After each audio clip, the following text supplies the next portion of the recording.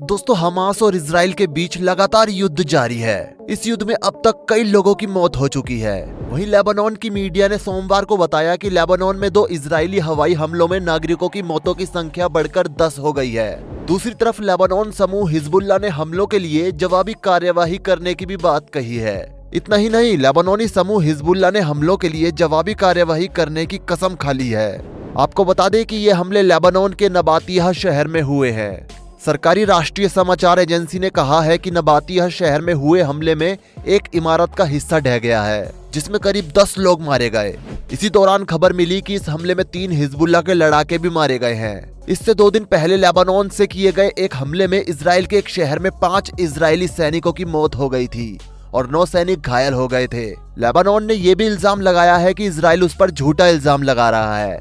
Lebanon से हुए हमले में इजराइल का एक भी सैनिक नहीं मारा गया है। बता दें, लेबनान से एक प्राइवेट मीडिया चैनल ने कई चौंकाने वाले खुलासे किए हैं, जिसमें एक रिपोर्ट सामने आई है। उस रिपोर्ट में ये बताया गया है कि लेबनान बॉर्डर पर रात के समय एक बड़े गड्ढे में पेट्रोल डालकर उसमें आग लगा दी गई थी। इस गड्ढे में लाशों का ढेर था, जिसमें अनगिनत औरतों, बच्चों और आदमियों की लाशें शामिल थी।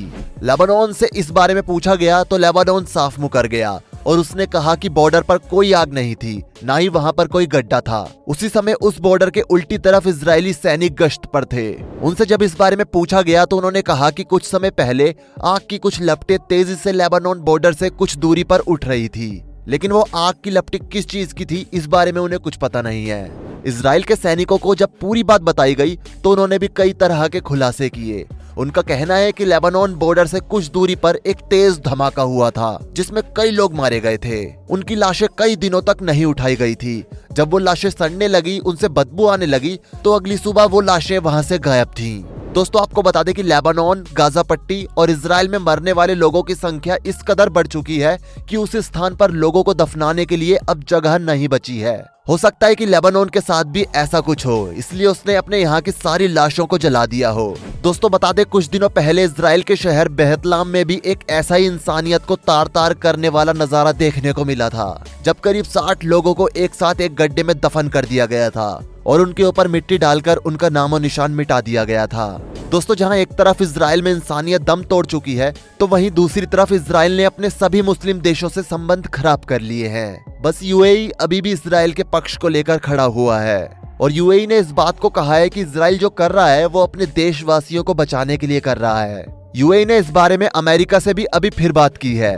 असल में जब इस युद्ध की शुरुआत हुई थी, तभी कतर ने भी कुछ तीखे बयान इजराइल के खिलाफ पेश किए थे।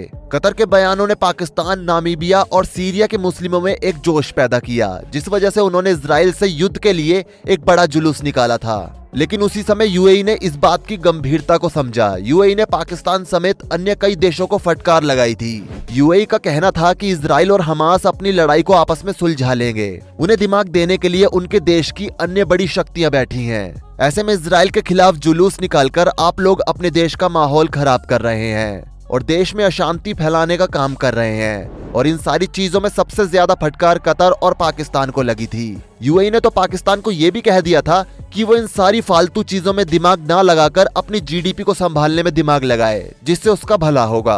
दोस्तों, आपको लग रहा होगा कि आखिर यूएई इजराइल पर इतना मेहरबान क्यों है, तो आपको बता दें कि इजराइल और यूएई ने बिजनेस की एक बहुत बड़ी डील की है, जिसके मुताबिक यूएई ने इजराइल पर करीब $10 बिलियन फंड का निवेश किया है। अगर इजराइल को कुछ होता है या फिर इजराइल हमास से हारता है, तो इजराइल में यूएई की इन्वेस्टमेंट भी डूब जाएगी। और आपको बता दें कि इजराइल और यूएई की जीडीपी में कोई खास फर्क नहीं है। दोनों ही देश बहुत अमीर हैं। दोनों देश एक दूसरे के देश में करीब 500 से ज्यादा बिजनेसेस कर रहे हैं और अच्छा खासा मुनाफा कमा रहे हैं। आपको बता दें कि इजराइल की pharmaceuticals, technology, finance, logistics, energy और वाटर से रिलेटेड कई बड़ी कंपनीज यूएई में हैं। यूएई में बनने वाले बड़े बड़े प्रोजेक्ट्स, बड़ी बड़ी इमारतें आदि जो भी चीजें बनती हैं, उनसे रिलेटेड बड़ी बड़ी मशीन इजराइल ही यूएई को देता है। बुर्ज खलीफा में इस्तेमाल होने वाली सारी बड़ी टेक्निकल मशीनें भी इजराइल से ही आई थी। लोग सोच भी नहीं सकते हैं कि इजराइल और यूएई की मार्केट कितनी बड़ी है। यही कारण है कि जब जब इजराइल पर बड़े हमले होते हैं, तब तब सबसे पहले यूएई ही उसे डिफेंड करता है और यूएई अमेरिका के साथ मिलकर इस लड़ाई को खत्म करने के बारे में हमेशा कोई ना कोई मीटिंग करता रहता है। इस लड़ाई को लेकर अब इजराइल ने एक खास बयान पेश किया है, जिसके मुताबिक उसने कई नए खुलासे किए हैं। और उसकी एक रिपोर्ट भी पेश की गई है। रिपोर्ट के अनुसार इजराइल का कहना है कि कम से कम जो रिपोर्ट किया जा रहा है उसके अनुसार हमास और PIG यानी फिलिस्तीन इस्लामिक जिहाद लड़ाकों ने बहुत सारे अपराध किए हैं और अभी भी कर रहे हैं, जिन्हें केवल युद्ध अपराध के रूप में वर्णित किया जा सकता है। फांसी, यौन शोषण, नागरिकों को उनके घरों से निकाले जाने और अन्य लूटपाट की रिपोर्ट्स को इजराइल द्वारा दंडित किए बिना नहीं छोड़ा जाएगा। जैसे जैसे ये जानकारी सामने आएगी और इजराइल जैसे जैसे युद्ध की चोटों से उभरेगा, IDF यानी कि इजराइल डिफेंस फोर्स बदला लेने की मांग जरूर करेगी। इजराइल के सलाहकारों का कहना है कि उन्हें पता है कि हमास की आड़ में ईरान, इराक और कई संगठन इजराइल पर बुरी नजर बनाए हुए हैं, लेकिन इजराइल जब भी इस लड़ाई से उभर कर आएगा, इजराइल के लोग अपने ऊपर हुए अत्याचार और इजराइल पर हुए अत्याचारों को नहीं भूलेंगे। दुनिया भर के कोने कोने से कई बड़े सलाहकार इजराइल और हमास के इस युद्ध पर अपनी प्रतिक्रियाएं दे रहे हैं। उनका कहना है कि ये संघर्ष अभी खत्म नहीं हुआ है और ये पूरी तरह से अप्रत्याशित है कि ये कैसे आगे बढ़ेगा। शक्तिशाली और औपचारिक ताकतें सामने आ गई है, जिन्होंने इजराइल और हमास और शायद इस क्षेत्र के अन्य लोगों के लिए नियमों को फिर से लिख दिया है। उदाहरण के लिए हिजबुल्लाह के हमास के साथ लंबे समय से चले आ रहे संबंधों और इस तथ्य को देखते हुए कि उनके पारस्परिक राज्य संरक्षक को अपने क्षेत्रीय आतंकवादी ग्राहकों की दीर्घायु सुनिश्चित करने में अत्यधिक रुचि है। सबको पता है कि हिजबुल्लाह अपनी आर्मी के साथ युद्ध करेगा, लेकिन युद्ध को कब किस मोड़ पर ले जाना है ये हिजबुल्लाह को ईरान बताएगा, क्योंकि हिजबुल्लाह हो या हमास, दोनों पूरी तरह से ईरान की इच्छाओं के अनुरूप ही चल रहे हैं। अगर इजराइल गाजा पर जमीनी हमला करता है तब परिणाम बहुत बड़े होंगे। जब ये युद्ध शुरू हुआ था तो इजराइल और हमास के बीच हथियारों के साथ जंग होने के साथ ही जुबान से भी जंग होती थी, लेकिन फिर इजराइल शांत हो गया था क्योंकि इजराइल की आर्मी में काफी नुकसान हुआ था। लेकिन इजराइल ने फिर से जुबानी जंग शुरू कर दी है। हमास के कई सलाहकारों का कहना है कि इजराइल का इस तरह से कॉन्फिडेंस से जवाब देने का मतलब है कि इजराइल ने अंदर ही अंदर कोई बड़ा प्लान तैयार किया है। अब ईरान को इजराइल से थोड़ा संभलने की जरूरत है, क्योंकि इजराइल ने साफ कह दिया है कि इस बार लड़ाई आर पार की होगी। हालांकि हमास के मीडिया रिपोर्ट्स ने अपनी खबरों में यह भी कहा है कि इजराइल सिर्फ गीदड़ भभकी दे रहा है। इजराइल झूठा कॉन्फिडेंस दिखाकर हमास को डराना चाहता है, इसलिए इजराइल से डरना पागलपन होगा। हमास का कहना है कि हम लड़ाई जैसे लड़ रहे थे वैसे ही लड़ते रहेंगे, उसमें कोई बदलाव नहीं होगा। इजराइल ने अब तक बहुत बेगुनाहों का खून बहाया है, उसका बदला हम जरूर लेंगे। हालांकि इजराइल ने इन सारी चीजों पर कोई रिएक्शन नहीं दिया है।